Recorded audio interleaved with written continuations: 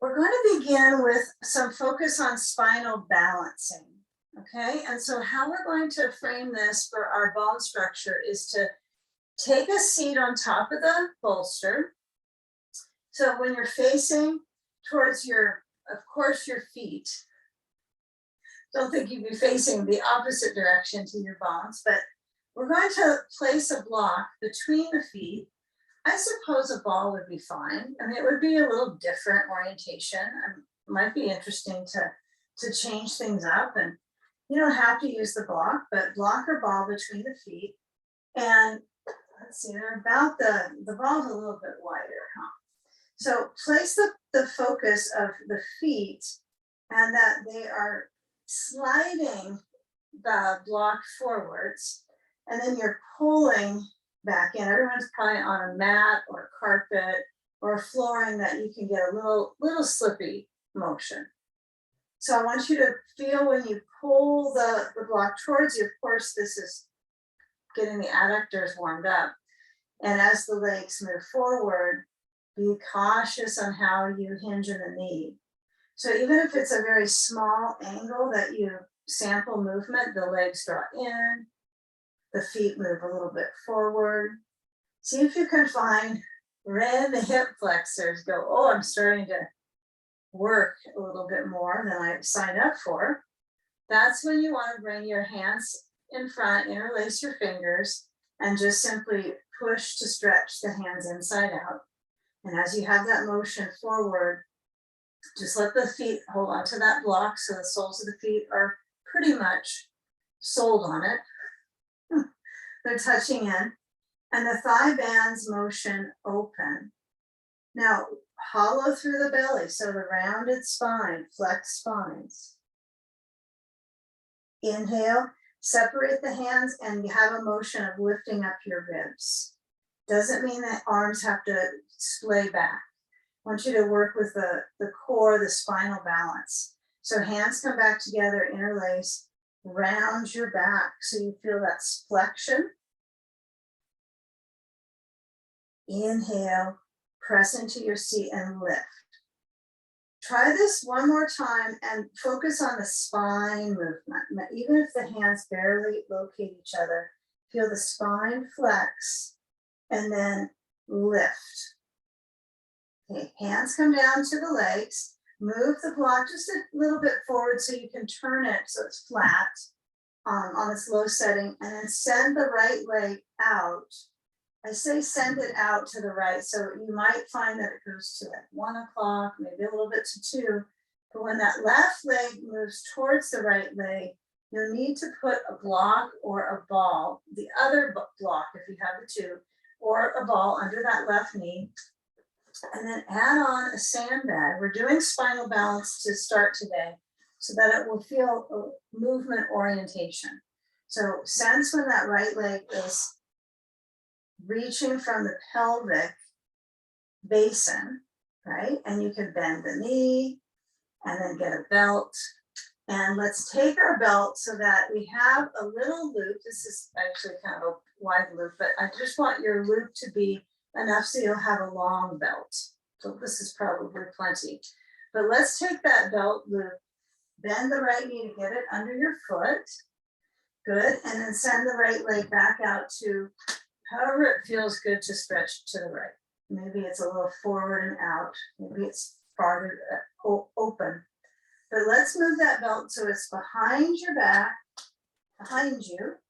And you give a lot of length with the loop so you can hold it with the left hand. So some of us are going to hold the belt really close to our hip. This is the safest for the shoulder, right? It's very little bracing or interaction with pressure in the joint. This would be the safest, which means your elbows by your side and you're holding onto a belt. Okay, door 2, bring the left arm back, but only if it feels like it's appropriate for your shoulder. Right hand to left leg, this is the bigger piece. Even if you don't hold the belt at all, you can do it without holding onto the belt, just have it behind you for further events. And then as that right hand is onto that left leg, either knee or just above, cultivate a little bit of careful rotation. Right, so learning about spine health and spine activity, you want to feel how the ribs move forwards and upwards. They generally round and catapult it back for most of us in our daily experience of habits, moving the back muscles. So finding the spine move inwards and up, and a little of that rotation, just the right amount for you. Not aggressive, just twisting so you feel like your belly is pivoting to the left.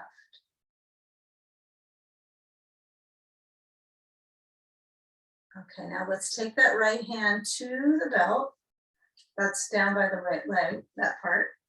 And take away the grip with the left hand, relax that hand to your back and give a little tug with that right hand, bending the elbow, of course, so that you can feel the inner right arm, a little bit of tone into the bicep.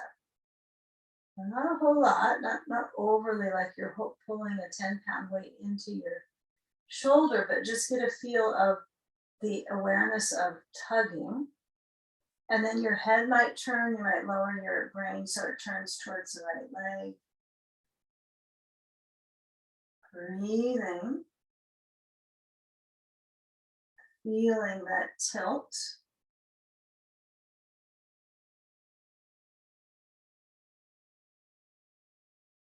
Okay, slide the right hand or just let go of the belt. And then we'll place the right foot on the block in front, that low block.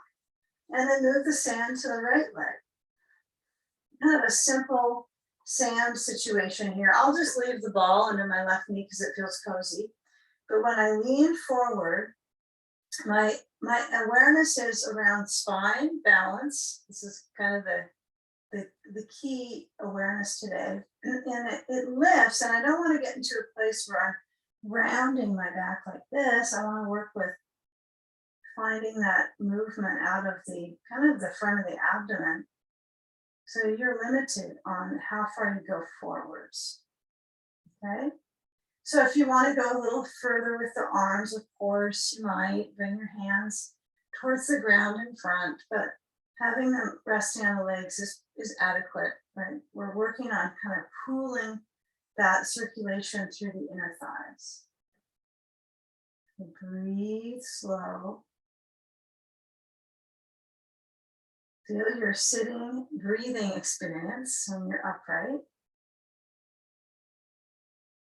You're not uptight, but upright and leaning. Okay, now the hip is tilting, right? You're tilting forward off of the hip rim. So we're going to go into pigeon pose, which is like, it's an interesting blend here. We did some phases of this idea the other day, so this is definitely building experiences. But when we're moving here, we got our left leg is going to be the spotlight for the pigeon too. And so as you move your sand off the right thigh, let's take the ball away under that left knee and feel that left thigh lower down. And you can kind of feel how your hip is tilting. And then as you move the right leg back, you'll likely need some arms. And then take the right leg back. So you've got your double stack of blankets there for your knee. And as you lean forward, the hip rim kind of shifts from the last pose, right? We kind of move from, you don't have to back up and rewind, but we have this anterior, we're trying to get it. It's hard to get a true tilt here. But when you bring the leg back, you can get that interior, you get an arch. The arch is there. So kind of notice the good things about these patterns. And as I lower down, I could use my blocks. I could have my elbows on top of each of them. I kind of like this natural wave of movement through my ribs. And lowering down on the elbows is fine. So if you feel better with lowering all the way down and resting your head onto your hands, perfect. But reacting to the hip, so maybe movement a little side to side, just shifting. Plugging into the hip is a good one too, just center. And have caution on the back leg. So if you have any reverberating pressure in the knee for whatever reason, you might spend some energy relaxing the back leg. Just let the thigh circulation from this shape be of benefit to the back leg. And especially those of us that have pressure when we do lunges on our knee, and it's not good. For some, it's just not a great way to access the quadricep. So this is a good one, right? The back leg, even though it doesn't look too entertaining, at least the front sheath of the thigh is in length, right? It's not shortening. You can always bend your back knee to move your foot towards your rear, but if you're good with kind of a moderate level of focus on the quad, and start to work with that arch of the spine here. So feeling the mobility of the back flesh into the spine. Give a few more slow breaths. And it's okay to have the neck lifting. It doesn't mean you have to completely go passive on the neck, but just feel the wheels of circulation that we are spinning for the class. Kind of our job. And then we're going to switch sides, and I want to make it very casual and just smooth for your joints. So sometimes visualizing where you're going is useful. It's like helpful to prepare. And I can figure out what alley do I need to go through in my body. Okay. So as you move your hands back and you kind of shift your weight to left hip and you come back through center, yeah, it kind of works out all right. Your left leg goes out because that leg is going to be so glad to not bend. Okay, bend the right knee, place the sandbag on up, place a ball or block under the knee, get a belt, and place it to the left foot. So bend the knee so you can have easy reach. And then behind you, the belt goes. Yeah. And maybe have a little bit of free range of motion, like get a feeling of the belt under your foot flexing. Caution on the undercarriage of the knee. So if your knee feels like it's getting over pressurized or you feel hyperextension, you're worried about it. What you might do is just put a block under your knee, just under the upper back of the knee, not under the calf. And that can help out so there's not that slamming feeling on the knee. Not going to change the shape of things to stretch either, because we're stretching mostly into that spine, right? That's not the spine there. So as I turn to the right, I kind of have my hand touching towards me, left hand to right knee, right? The rotation. And the right arm can stretch back. So I know most of you will take this feature, but just keep in mind it is going to tug on the heartstrings of the rotator cuff. It's going to tug and tug. And so that tugging, if it's painful, then it's not going to be useful. So maybe it's lesser is better for you, less pull back. Focus more on spine, turn, lift up. Right? It's not as interesting maybe because you don't feel pain in your spine. It's like you go towards sensation, but I don't know about you, but sometimes this core layer, I feel like it's not always awake, so see if you can wake it up. Turning to the right, spine centered, breathing.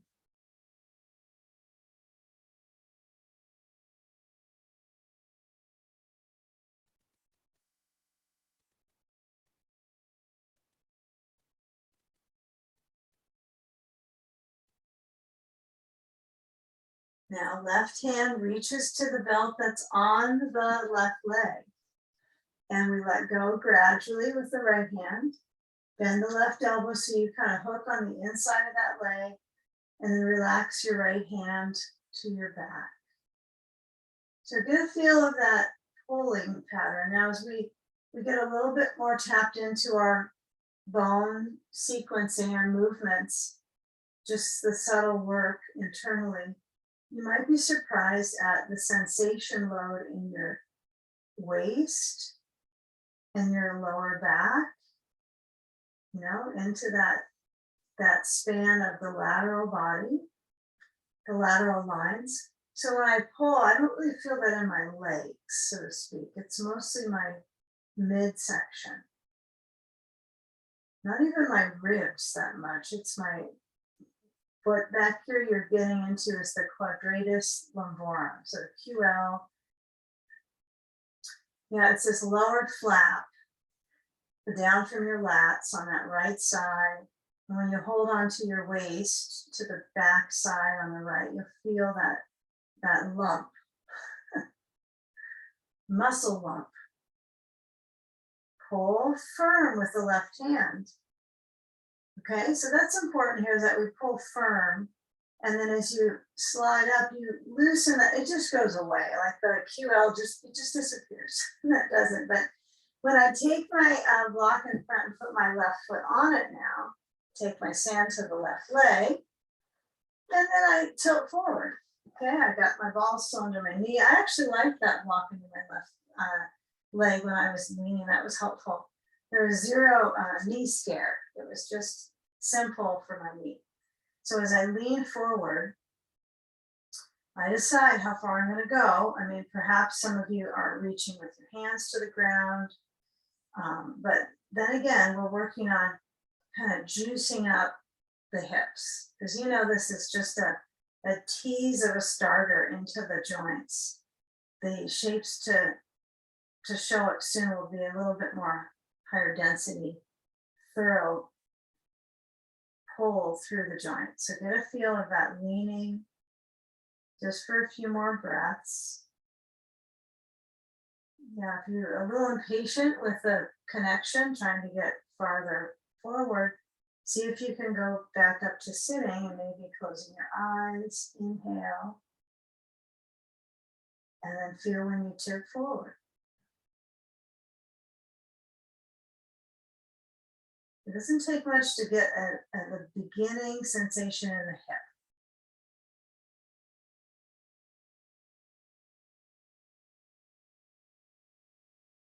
Now slide off the sand and then get your right leg down so the ball is away and left leg is back. Okay, so through that right side pigeon, this is pretty good. So we get a feeling of just that awareness that leads through the hip itself, the length, through the waist. And you don't have to have the arms the exact same way the second side, because your upper body it's the lower body should be different as you're going on the other side. But the upper body can have a different experience on the second side, and it might be more a little weight bearing in your wrists. That could be helpful. So you're feeling that spread of the fingers. If that's difficult and hurts the wrist, then you might go with the elbows and then keep that maintenance of the spine arching. The toes relax on the back foot. So get a feel of the spine balance. Keep connecting back to what a spine balance feels like.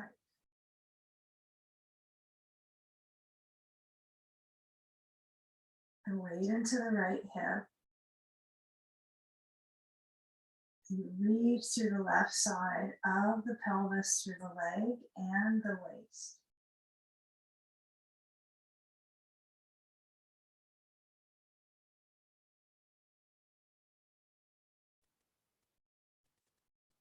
And if bending the back knee is something you generally add for intensity, you might pass on it and just kind of feel the body loosening. And we're going to be turning it in the other direction in just a second. So this thigh front will have a different gravitational pull, right? This is like the part of the gravitational work that we do is a lot of it's on the organs, resting the organs from the downward pull. And then we're also kind of reshaping the gravitational pull on the parts too, right? So this is more stance of standing right here. So when you come out, let's go ahead and bring the left leg forward and get a block. And let's see, we'll place it right next to the bolster so the block is flat right in front. You've done this before to prepare for chest openers.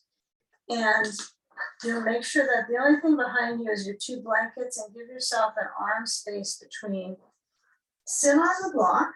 It's close enough to your bolster so they're stuck together pretty much. And then when you lower down, have that bolster so it's high up in the ribs.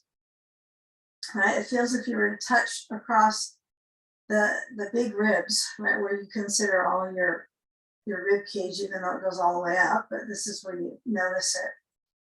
And it affects your breathing muscles pretty quickly here when it's pumped up. So you'll notice a different sound, a different tone in people, a different breath. It changes that whole windpipe as well. So I don't necessarily find the 2 blankets is necessary. That's 2 necessaries in one sentence. But you can decide. I'm trying to get to the point where there's less of that neck flexion. So you can go 1 or 2 blankets under your head or change it up. Add a sandbag to the thigh lids. Separate the feet. Open the chest. Yeah, this is where you'll figure out, when your eyes relax, if you need 1 or 2 blankets under your head. And ideally, if you were to slide your hand under your just below the brainstem to the whole neck opening, it's okay if there's a slot there, there's space for your hand. It can slide back and forth. You don't have to fill it up, because what we want to try to do is strengthen these parts, not tighten these parts. Okay, so, and in making them, worse off is that forward bend with them, the over flexing. So if you can feel the back of your head and you're nodded a little side to side, and you might arrive at, it's okay to have not 2 blankets. Some days that's not true though. Feel the load of inhale. If it gets tight in your lungs and you're challenged, then you don't force an extra count. You try to let the exhale count be even easier. Right? So the diaphragm is kind of re-educating itself when you change the body shape. It has to move. Actually, this direction, the challenge is when there's the inhale, because that's usually with gravity moving down. And now it's the exhale is going with gravity and relaxing to your heart. That's why the heart rate usually lowers in these inversions. Okay, be easy going on your feet. So if your feet, you're trying to force them to be straight up with the toes, at minimum, you'll have your feet hips distance or a little wider. And you can kind of set your heels, as if you're trying to push them a little bit outward so the feet don't fling out as much. And releasing the shoulder blades down. Simple, opening up through the ribs, the front line of the body, and the upper respiratory tree.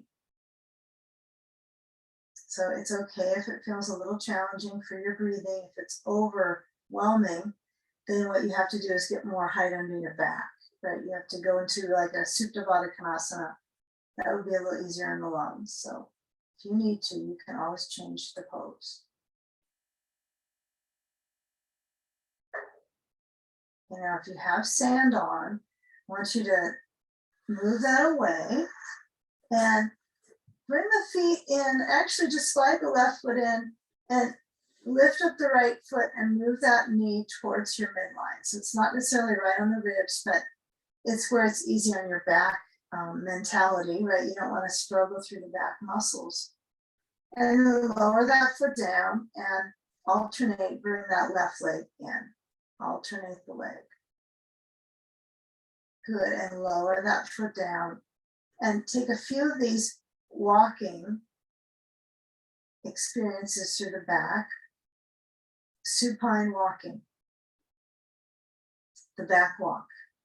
And when you get a feel of that alternating motion, I want you to stop on one of the legs and just feel the opposite knee bent and foot down, and use that opposite foot to press it downwards. Feel the fibers of the opposite leg. I don't know what leg we're on, but we'll keep with this program. And you'll feel the fibers through the leg up into the pelvis, and then that layer of kind of a good feeling in the core. It's like this is a little bit of, a mini strength episode for the mid body. Lower down the foot and then change the foot that lifts and the knee that goes in.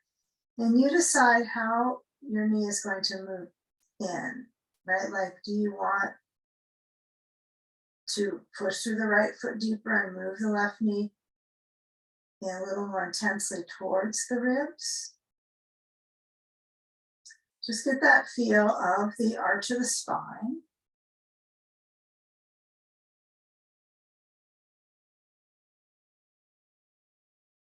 Okay, and it may not make a whole lot of exciting patterns in your mind what's happening, but clearly we're preparing to get the legs up. That's where we're going.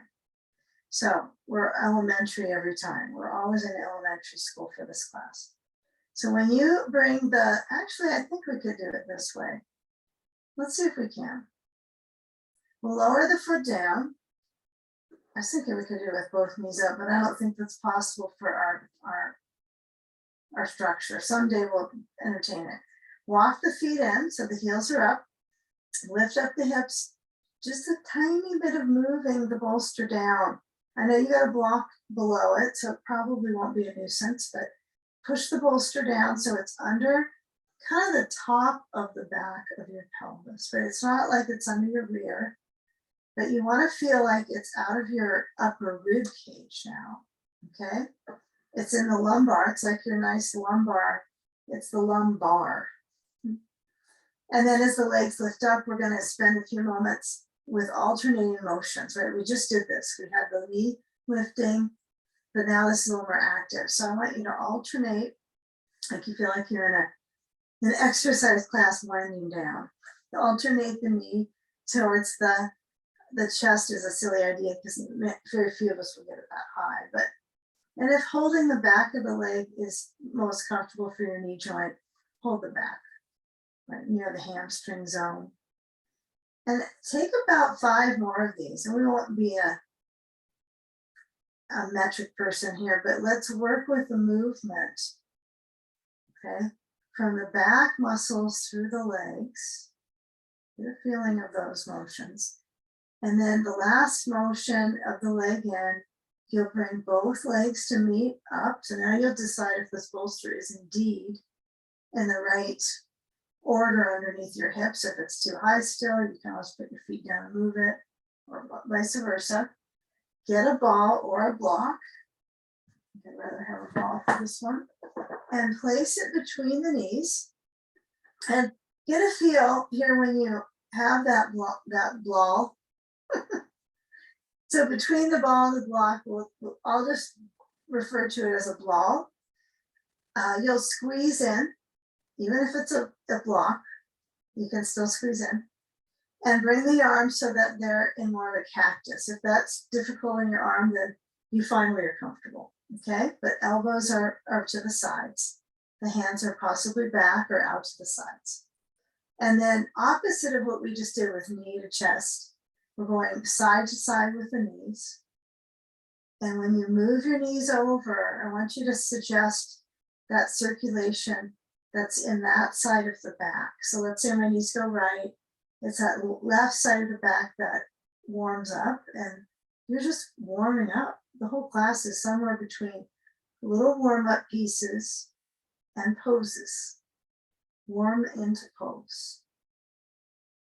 Okay, let your eyes maybe close so that you can feel if your knees go to one side, maybe your head rolls to the other.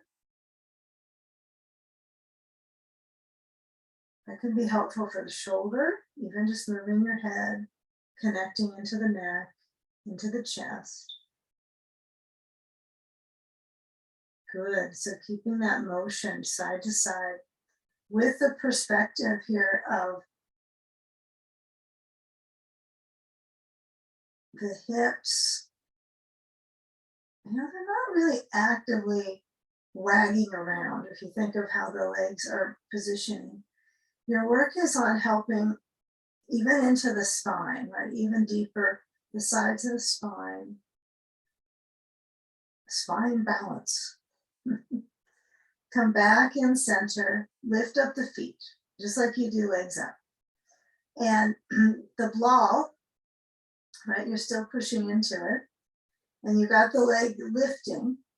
And as they're motioned up, can you simply circle your feet? Here's the beauty of no sand, right? You can actually move your feet. You can twirl them around both the directions. Yeah, and if the pushing into the ball doesn't work anymore, then you kind of lose that capacity to do multitasking, leg asking. Leg asking, multitasking is too much for the muscle memory. That's okay. But you know, try it again. See if you can do both. See if you can have the squeeze and the circle.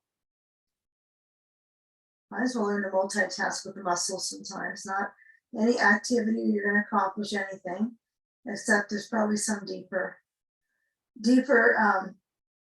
mystery on this one, I'm sure. Okay, now once you get the feet into a still point, yeah, feel the knees bending. And then let's just send the feet, still with the ball between the knees, blocker ball. Okay, now feel the feet down.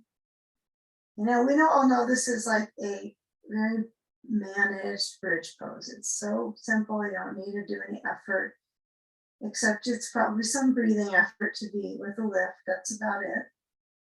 And as you squeeze into the knees towards each other, you know, get a feel where you maximize that. And how does the spine arch? Does it try harder? Is the spine trying to tighten up with a low back? It's not your spine, it's the back muscles, but squeeze and squeeze. And then bring the knees in. You can still be squeezing. And remove the ball or block. Then get a belt. Let's not worry about it being buckled. In fact, probably, if it is already, it's no big deal, I suppose. I think it'll be fine like that. Yeah, I'm going to use the loop. So left leg lowers down, and I'm going to take the left hand to hold the belt, and then cross the right leg over to the left. Yeah, and after the muscles are warmed up, then we're kind of reaching through that right hip. So hold on to that leg this way. So your leg is crossing, you're trusting quite a bit to balance into the spine. We'll see how many times we can say that in class. Okay, bicep is the bones in the arm are important for spine. Right? We know that that's one way to strengthen is the resistance with the arms for the spine, the load in the spine. So I want you to work a bit with that feature of focus when you're in the movements, is to really access your arms, like use them, not to go get a bunch of things, but to just be in the pose, resistance. So push through that right foot over to the left, it's going left. Some of us it's straight across from the hip joint, some it's a little downstream. You know, for me, I'm bending my knee a bit. It feels like it gets more stretch in my hip. I like it. It feels like a different place in the hip joint. It's nice. Give yourself some time. Just in the pose. Crossover, hip bones.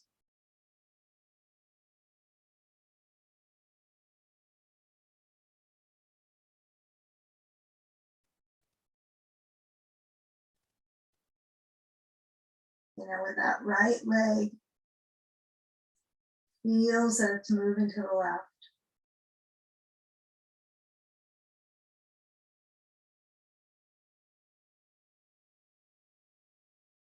Bend the right knee. Make sure you bend it plenty. And then bring that leg straight up.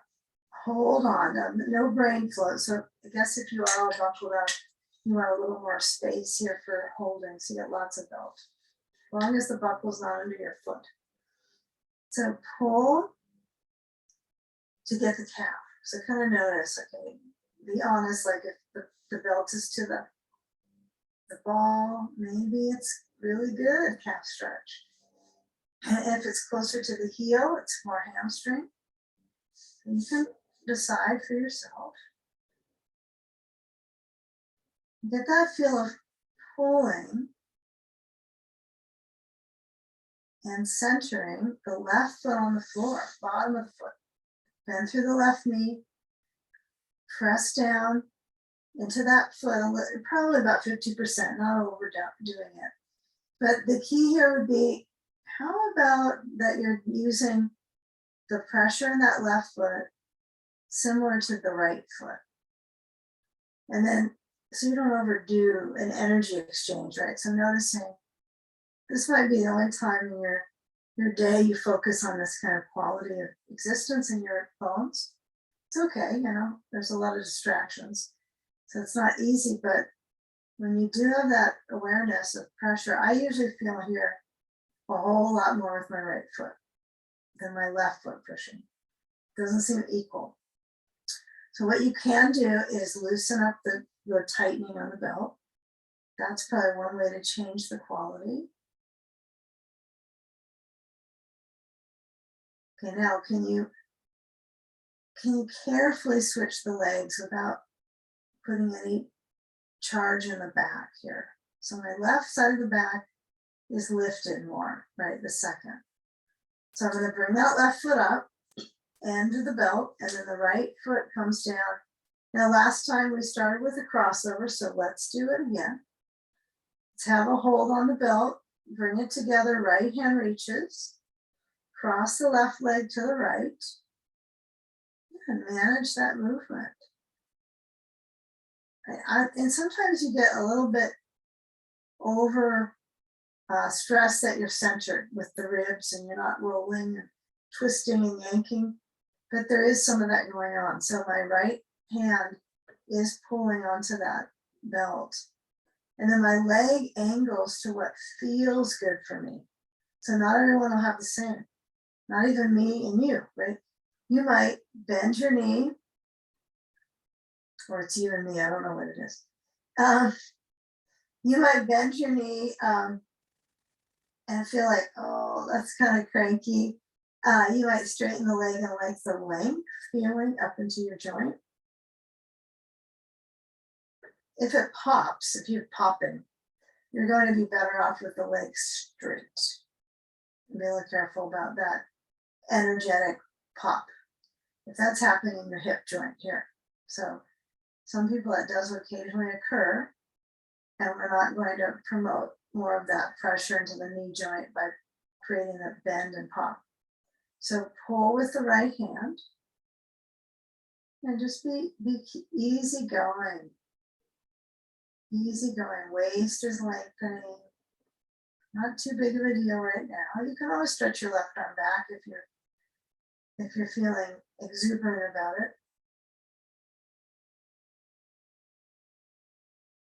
As you feel your right hand get tired, bend your left knee, bring the leg up, and this time we'll go right into the right foot sliding in, bottom of the foot down, and then get a hold. If your hands are tired, you can sometimes wrapping the belt around your wrist seems to be some silly way effective, but you're still going to grip with your fingers, right? But for some reason, I find it a little less pressure on my wrist. You know, you got to get the belt so it is really around that wrist area. Just think gymnast, right? This is a typical support, so there's not going to be a strain, as much of a strain. It's like It's a wrapper on the wrist, isn't it? Wrist wrapping techniques. So when you hold on, my knee is a little bit extended. So I'm going to work on getting the belt to the good spot on the foot. And then the leg might be led back. Give it a few more moments. We've spent a good dose of time with leg energetics so far. Okay, a few more moments.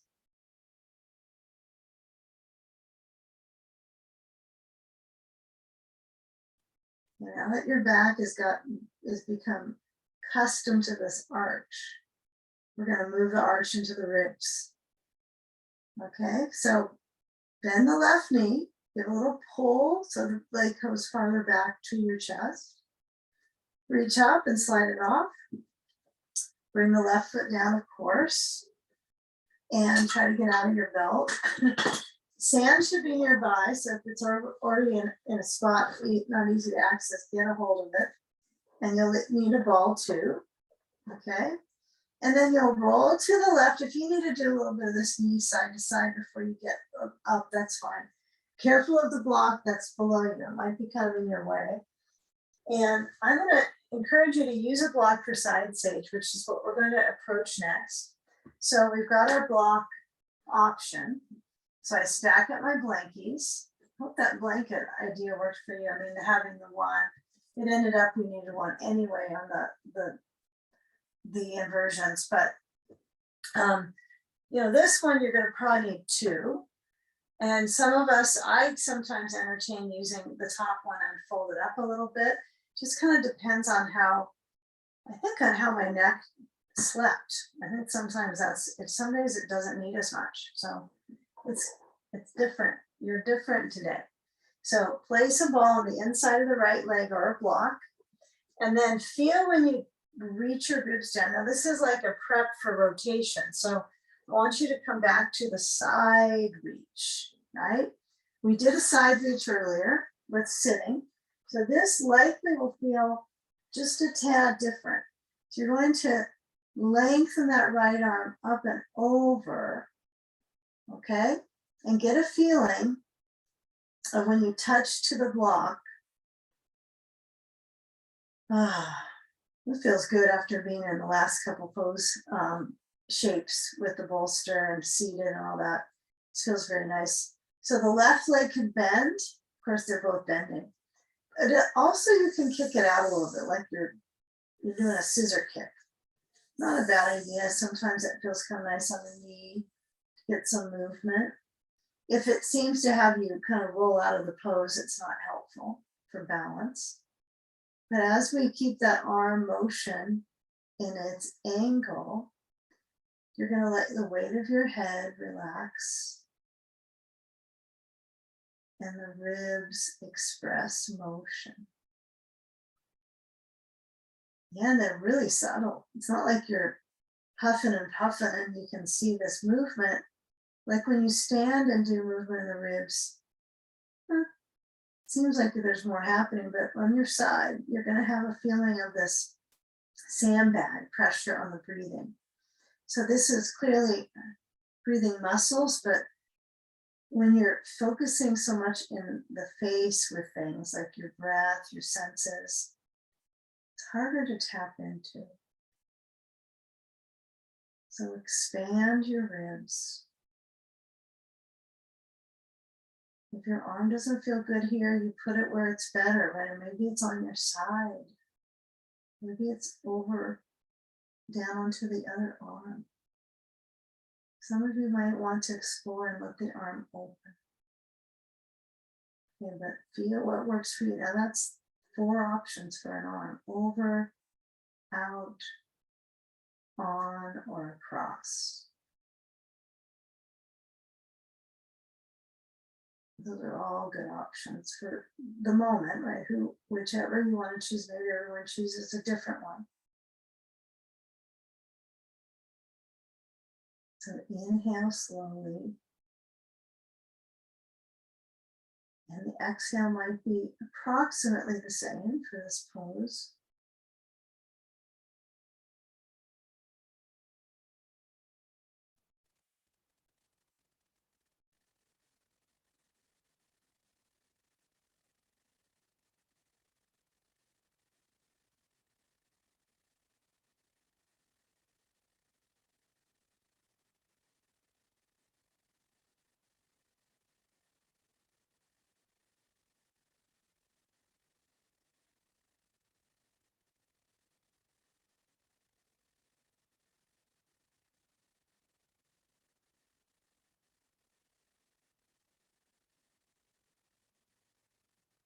Okay.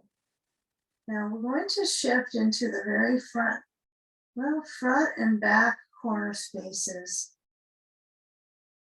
of boat pose. So, maybe you have a thought process that goes when you hear that pose spoken of, but you can always explore how you would approach it from this angle. Okay, clearly this isn't boat pose. Maybe you're already there, but looks like we're anchoring down. So we turn to the left and we come up, and there's already a change, right, in the volume of where the weight is now in the middle. So I want you to turn so you're forwards. Of course, that seems like a boat. You got this forward zone. And how about, okay, there's ways of talking about this as boat pose. So let's put a block or a ball between the knees. Back to the ball idea. Put a sandbag on your feet. I think we've all got some sand, so we can use weight on our feet. Okay. You can hold on to the handles. If you have sandbag with handles, it's nice on this one. It's really helpful. And your feet can't go too far apart because, well, the sandbag won't fit very well. You lose your handles. Okay. So I want you to just lean back, and the idea is that the what's between the knees you're going to squeeze into. So it doesn't mean you have to make a big impact because the block doesn't allow you to mush it very much. It's not responsive, but your legs respond to pushing into it.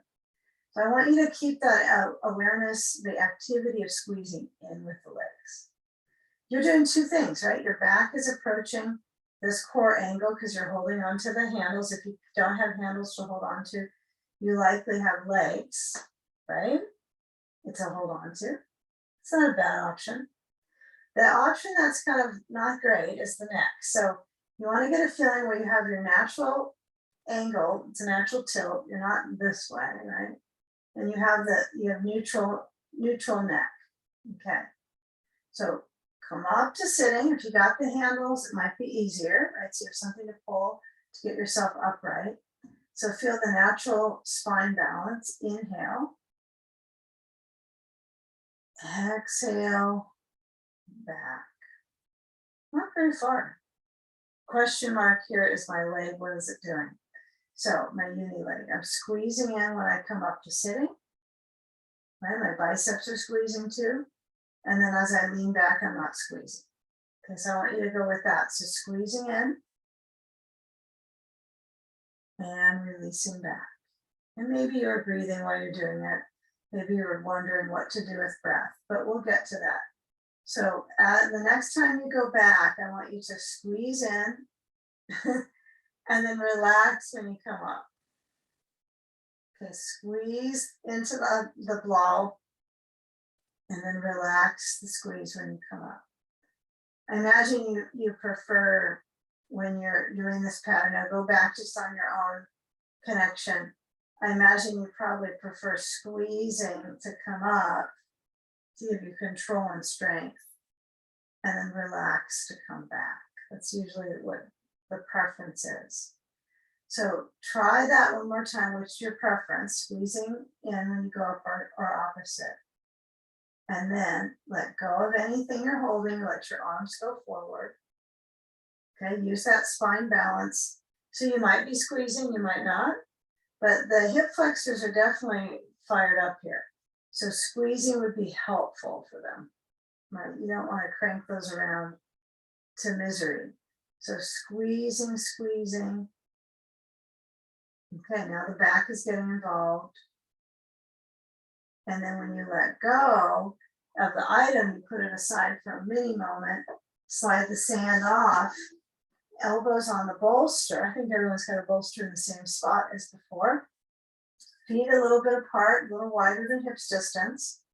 Knees go side to side, but do a little glute rocking. So that would be your next to your buttocks. Well, actually, you could consider it part of the buttock frame, but you're massaging into the glutes. Okay, so up top of the leg, into the buttock flesh, massaging side to side that area when you go knee side to side. I think you have to kind of really meditate on that idea to get the glute massage on this one. I'm not entirely sold on it, but certainly consider glute massage. When your body weight is on something, your elbows, you can certainly kind of crank from one side to the next. And then when you go to side sage on the other side, it's easy. You just go to the right. We just crawl around into these little spaces, these shapes. Not spaces, but shapes. We're going to put a ball on the inside of the left leg or a block. And we'll set up. We got our props. We're going to get ready breathing muscles again. We're going to work out. So I've got my blankets a little bit too close for comfort there. So moving it slightly away. And then as I reach, if I decide that this blanket is not high enough, I can just fold it in. You know, it's not about what does it look like your neck is perfect in line, it's how it feels for me.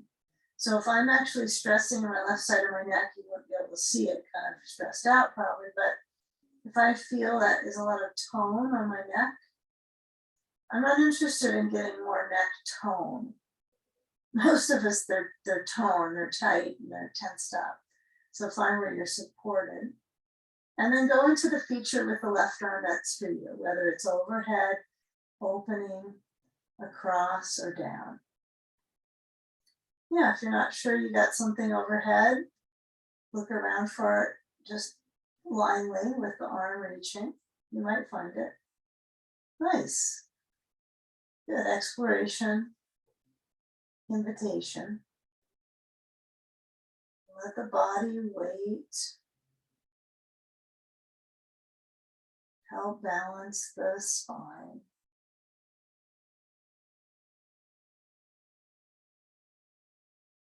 And if your head keeps kind of lifting, maybe for the purpose of the screen or anything like to look, you might really bring emphasis to letting your head relax. Just let it go.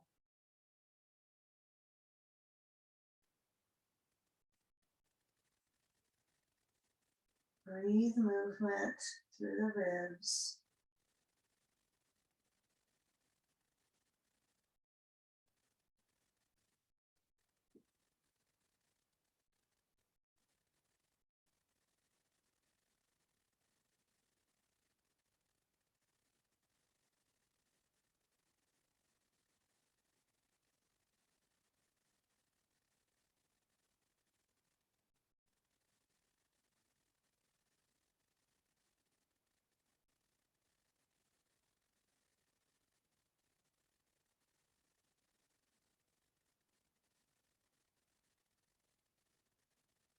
Now fine tune where the body weight is connected to the sand, right? It might be you feel that offers pressure and kind of distribution of the weight closest to the sand probably.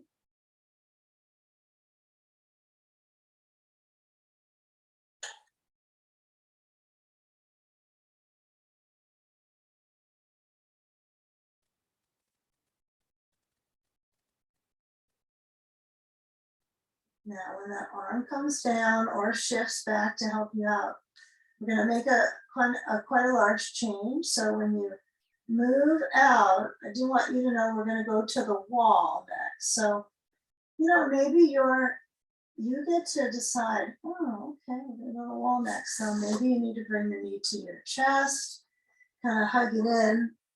You're not going to need a ball. Yeah. And you could bring your arm overhead, have more of that fetal position, and then kind of roll to the right to come up. Okay? All right. So let's make our way to a wall space. We've done some nice, you know, kind of high density shapes there in the last few ones, mostly the side work. So what I want you to have is a blanket, blocks. Well, you just go ahead and bring both your blankets. So if you're really close, then you have it all. But you're going to need your blankets under your knees, okay, with your feet to the wall. Let's have our bolster right onto the side. Yep. And let's see, your sand will come in at the very end, so you can just kind of have that somewhere else. Well, maybe not. Okay. I just realized it's probably not going to be very. All right. So the only thing we really don't need is this film. That goes away. All right. Less clutter there. So we got our blocks. Keep them very close in hand here. They're essential workers for this little set. So let's move them a little bit out to the side of the mat, and then get your reach of your hands and feel how your feet touch. I seem to think the wall is really helpful for these standing poses. Just seem to think that it's amazingly helpful, but maybe that's not the case for everybody. But when you have something that's resistant, even if you have a little bit of a lift at your wall, I know that can be sometimes a bummer, but I don't mind it. I find it interesting for my foot anyhow. You know, a little bit of stretch into the ball of my foot. But I want you to work your way from leaning back, so your hips move back towards the wall, just the right amount for your knees. And then you're going to go forward. Now, if you're kind of buffering it up for your shoulders, you might decide, maybe that's too far forward. Maybe you need your hands on blocks. That could be a little easier. I actually like it a lot because I'm short, so I just feel like it brings more length to everything for me, is blocks under my hands. So you can either have blocks or floor.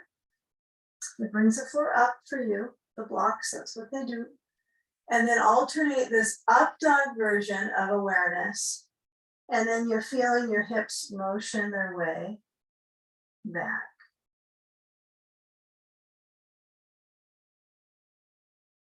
Okay, take a couple more of these. Just alternate forward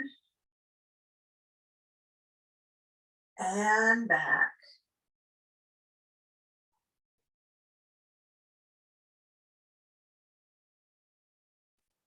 Okay, now, can you go forward and just step into your right foot? Use the blocks. That's going to be essential pretty quickly. You're going to need some of your hands to get there. And then get a feel of that motion forward with the back knee starting to lift. So if you have a baseboard, you might be kind of using that for your foot to push into. But when you lift up your back knee, spend some energy deciding, am I going to walk the ball of the foot a little forward and feel my heel up at the wall? Or am I going to slide my whole ball of the foot back to the wall so your heel is up? So you kind of decide there on your footing. It doesn't have to be either way. I want you to find what is interesting for the weight into your right foot. So if my left foot, the heel is all the way up, it's a different position in my right hip and foot. If the foot is all the way down, like I'm trying to get my heel down kind of thing, it's a different distribution. So you choose, but manage one of those. Yeah, getting the heel trying to move down is, I don't know, some days that's really hard to do, or maybe some years. My calf really feels that stretch, must be needing it. Okay. Now let's orient ourselves so we're all kind of aiming for some similar thing here. We're going to take our blocks up. I'm not going to take them up to the ceiling, but we'll flip them so they're at their highest height. And you're working to get your left heel towards the floor. So you are on the same game plan now. So my feet are not in the same track, right? They're in two different tracks. My left heel is lower and down. It's trying. It's not, I wouldn't say it's committed to the ground at this point. It's not a full footprint. But my right foot is printing down. It's fully down. So give yourself credit on that side. Okay, so keep the blocks there for massive support here. And I want you to work on the spine balance. So you have the arch of the back. It's pretty natural here to lengthen the torso. Okay, if your arms are getting a little bit tired out here, you can always bend your right knee, slide the foot in, and then come up so you're not on your hands. If this feels better for you, you can stay here. You can even straighten out the legs and be here versus hands on the blocks. Okay, so if this is hurting your wrist, your shoulder, hands down, come back up. That's fine, or come up. Not that we were ever up. I think we should all try to get upright. So those of you that are, this is the point in class you go, oh, I'm gonna go take a walk. But I want you to go ahead Then take a moment to get your hands up under the thigh. Or go get something to drink and come back, that's fine. But let the leg lengthen, that right leg lengthen out. Try to straighten out so you're strengthening into this hip, right? You're getting a whole hip burst, hip burst. Don't burst your hip. And then lower down, left hand on the block, right hand to the sacrum, twist the waist to the right. Try to work this one. If the back heel is trying to lift up a little higher, your work is on just keeping it where it's at and then not twisting as much. So if you turn and the heel goes higher, then you got to go back to get your left heel towards the ground. Okay, this is a pretty powerful one. Even if your right knee is bending, I would try to straighten the leg, but do what you can. Okay, can you come out of this with a bit of a turn? Okay, so you have a little twist to the right here, right? You're turning. Okay, you can turn your head down, you still have this waist turn. Bring your right hand to the block, step the left foot to the right foot. Okay, keep that bit of a turn. Bring your left elbow to the outside of the right knee and bring the hands together. So you're still in that turn. The key though is to bend the knees. Now you don't have to push them over your toes, but I want you to bend the knees a little bit to strengthen into that hip. So resistance. Yeah, good. You might even almost topple over on this one. Okay, now separate your feet, lengthen out the arms down, separate the feet apart about hips distance. Now as you kind of wag your hips back side to side after all that energy in the right leg, you're going to lean forwards and take a forward bend. You can let your forward bend be easy peasy, however you want your arms to be, head down. You could bring your hands to your blocks. You can hold your elbows, hold the legs. Breathe deep. Then hold on to the elbows. Hold on to the legs, you choose. Find something that you're latching on towards. And relax your eyes. This is an inversion, right? Reverses the blood flow to the heart and the lungs. It's a vascular pose.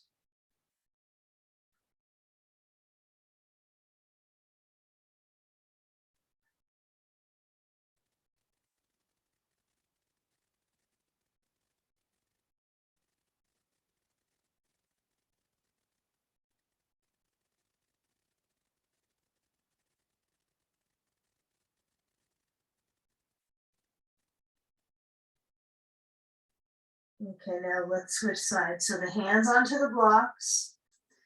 Right leg is back. Okay. So really get a feel here when you're reaching forward into that left leg. Your heel could be up on the baseboard, could be up. It's completely fine. Rather have you almost comfortable with this beginning. So, you know, you're bracing for eventually getting the heel down, but you start with a bend. And last time we started, right knee was on the ground for at least a few seconds, and then we eventually got ourselves up. So you could always go back to that beginning. But when that knee goes up, you know, get a feeling of the mid-body reaching, and also the strength it takes to manipulate reaching down through the back calf, but some leg strength at the top. So now try your best to start angling. We'll get into it sooner than last side. So we're going to start to reach our right heel down. Yeah, you could have your hands on your blocks. You could have your hands on your left thigh. Yeah, I can feel my calf. I mean, it's definitely a little tense. Okay, no April Fool on that one. All right. So I come up and I'm going to try to get my balance and get my hands onto that leg, not with my knee over my toes, just angle, trying to keep my right heel lower and down. It's not quite able to stay all the way to the floor. Just working on it. Your dominant leg is not likely going to do that, right? It definitely tightens up quite a bit just to move in the dominant leg. Calf gripping. Okay, so get a feel of that left knee bending, feel of the waist. And then as you lower your right hand to the block, I want you to have that block so it's comfortable under your hand. And then stretch the right heel towards the floor. Now, if you can't get the twist to happen, likely this left foot, you need to scoot the foot a little bit, or the whole leg actually, out to the left side, not turn the foot out only. And then see if you can start to turn your waist to the left. Your hand could be up, your hand could be around the sacrum, could be ceiling lift. Your back heel might be up on the baseboard the whole time. It might not be possible for you to get the back heel to stay down, even if you turn your foot out. So I would stay with the wall versus the floor, essentially, if the heel is not going to go down. So you can work with this left hip stretching, the rotation, breathe. It only helps. All right, now lower down, let's see, we gotta make sure we do this one correctly. So my arm is open, or my arm is on my hip, the hand is on my hip. And I'm gonna bend the left knee and step the right foot to the left foot. Bring both right elbow to outside of left knee, left hand to the right hand, and take that twist. Okay, so if it's not clear to you, you have your knees forward, and your elbow is onto that outside of the left leg, and your hands pressing, you're turning, right? So you're trying to get your knees to be flush, right? Which is a little tricky. Your hips are going to be in this kind of perplexed position, right? They're not down towards the heels like in a squat, but they're angling to stretch this flesh. This is definitely a flesh stretch and strength, isn't it? Together. All right, now lower the hands to the blocks. Hands push the blocks down to the second height and step both feet back. And I want you to try to be in this push-up position, right? In a plank. Now, if you need to put your blocks lower, do it. Try to keep that motion for the lungs. So try to maintain the strength here for the lungs. Just breathing. Your heels are back. You're using the wall. It should be helpful to have it. You know, it may not feel like it's holding you up, but it's there. Lower the knees, maybe that's easier. And let the hips move back. And let's take a moment with a bolster. So I want you to slide the bolster forward just for a mini moment here under your ribs and lower down so that your rib plate is lengthening forward. So your elbows are down, Sphinx elbows both down below the shoulders, and simply manage the motion. If this is too much for anything in your bone structure, you can always bring your hands to make a little pile, hand pile, and head onto the hands. Okay, you don't have to have your elbows pushing. I want you to have the bolster under you.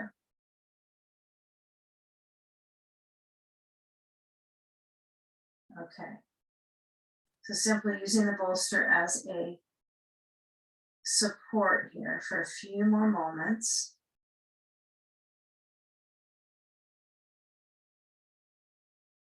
Okay, slide the hands back. Lift up through the chest. Come back to table, move your bolster over to a side, and then you're going to turn and be on your back. Move the blanket head to the back and bring your feet up the wall. And have it so all that turning around and all that action might be a nice balance for these two final inversions, okay? So we're going to put the left foot on the wall first, the right foot crosses to the left knee. So we're going to just kind of maintain this for a few moments. So when that right knee is open, I want you to put your hand to the inside of that right knee. It could be a block if you don't want to use your hand. But in some ways, some people like to have that pressure, like pushing something. But have a focus where you're pressing with your right hand. And then that right side of the back centers on the ground. That's a tricky one. It tends to kind of peel up. So head is on a blanket. Trying to press. Good, stay with me just a little bit longer. We've got just a couple inversion patterns.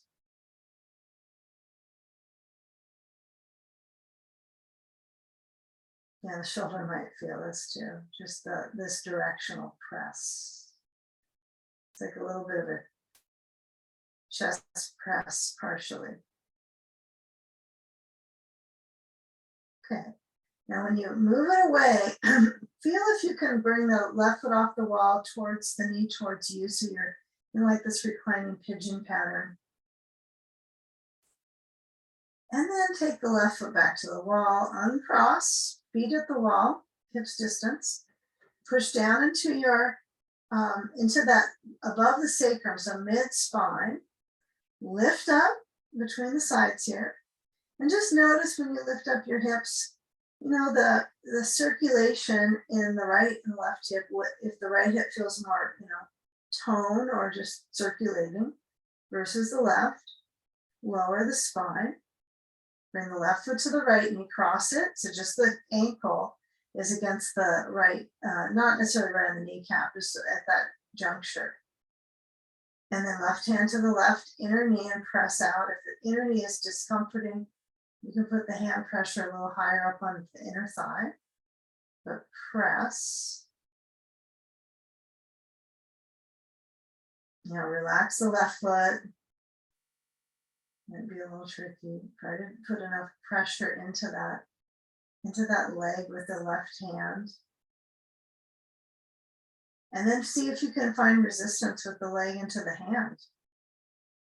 All right, that's the next part of it, is that resistance. Then bring your right foot off the wall, knee in.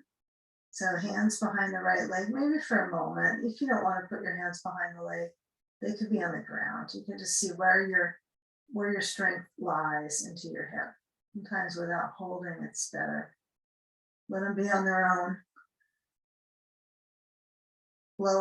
Bring the right foot back to the wall so it's up on the wall.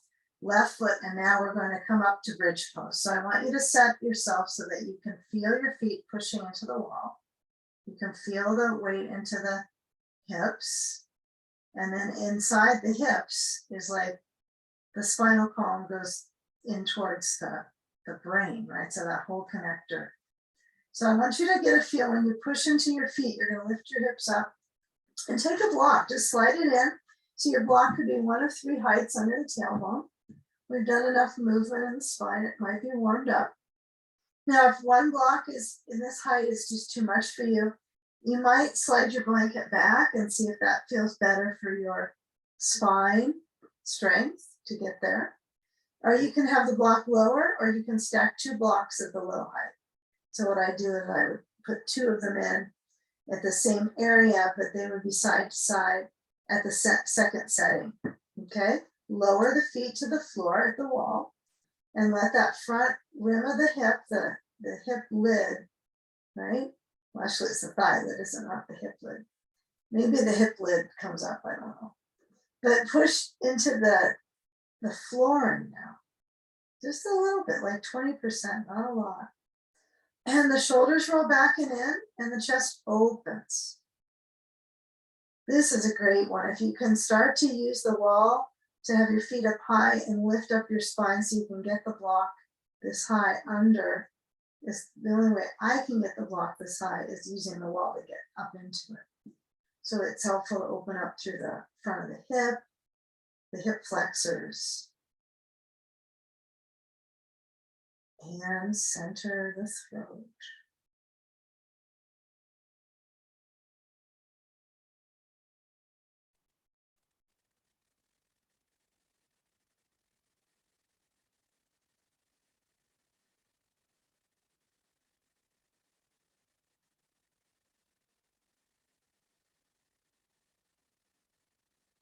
Now, some of us have a block at 2 blocks. Some of us might have 2. So when you walk your feet still, they all have to end in this pattern. So the feet go up the wall, push. Then slide the block or blocks out, and then lower the spine down. And go slow. Okay, get your bolster. If it's nearby, good. Push it up to the wall. I think that should work out fine. Okay, and then see if you can come up into the in Viparita Karani on an opposite hip that you usually do. Just try it, unless you have a shoulder injury on that opposite arm. Yeah, because if I go up on my right hip down, I have to use my right arm under. So you have to kind of decide on that one. So you usually want to go to the side where your shoulder can roll under the best. That's my choice pattern. And so I tend to go always on the other side. Okay, so here I'm going to try it. So I'm going to have my blanket in. If you want to add another blanket to your bolster, you could. You can also have another blanket so that it's on top of in your core, so you have that nice concentration and your sand is nearby. Get your seat near the wall. You can almost never get close enough for this one, like your sitting bones are at the wall. And then you roll and you swing the legs up. And it's different maybe if it's a side you don't usually come up on. Just good idea to try both sides. So get a feel for the legs lifted.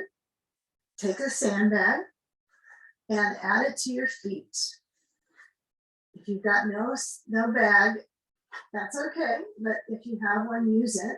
It's an excellent variation with props to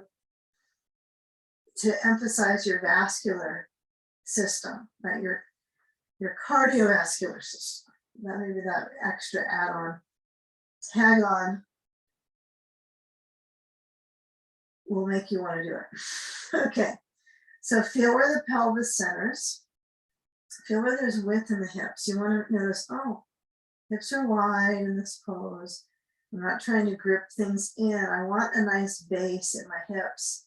And then in my waist, in my abdomen, so it's like a pool, it's like a lake here for the organs to, you reverse the flow of blood back down to the organs, away from your extremities for this pose.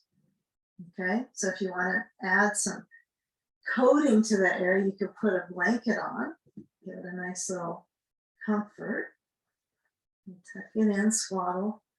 And the arms could be down, out, cactus, behind you. It could be any variety. But explore where the shoulders roll down and in, kind of like you're tucking them under. And then that motion of the chest spreads and the breath filters in through the nostrils, out through the mouth.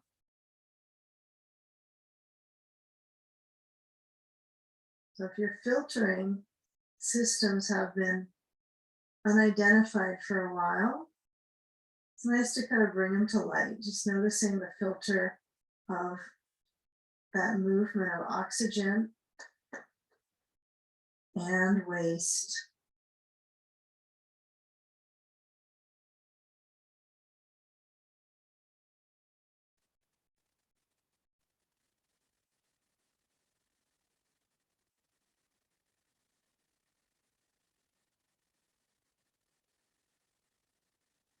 Let your head roll from side to side.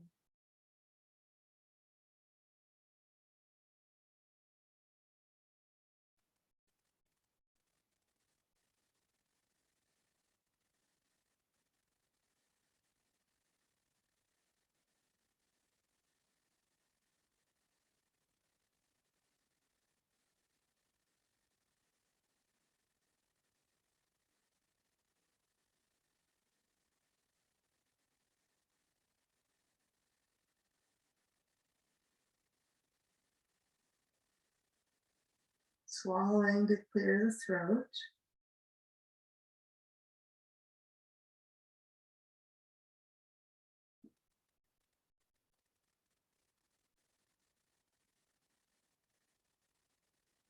And just approach that feeling of the feet flexing. And even if the calves don't feel such a pull, you might notice there is a stretch in that area here. Just doesn't feel maybe as nervy as when you're standing upright, pushing the heel down. Yeah, so let that sandbag, support that angle and traction. We're going to take Baddha Konasana, so that would require us to move our stand and the knees out and the feet together. Yeah. And when you position your feet this way, it's unlikely that they're going to be completely sealed. You'll feel some layering of touch, but it's rather mild compared to sitting upright. Adductor long, I mean, that's their name, adductor longus. And then as the knees come back in, we roll to the side and come upright to sitting on the bolster. So try as you might to come up to feel a sitting shape with the back and balance, the spine balance, and the breath fully deep. And notice if the breath moves to the heart, if it moves to the throat or the ribs, where you tend to pull around your breathing cycle. And let's bring attention to the space behind the heart. Let the hands reach up together in front of that area and allow the eyes to relax in, gazing inwards, closing the eyes, breathing in the collective focus of practice together to breathe in wellness. Exhale, bowing into your heart. In gratitude, namaste. Okay. All right. No hip crossovers today. Not many. We did one.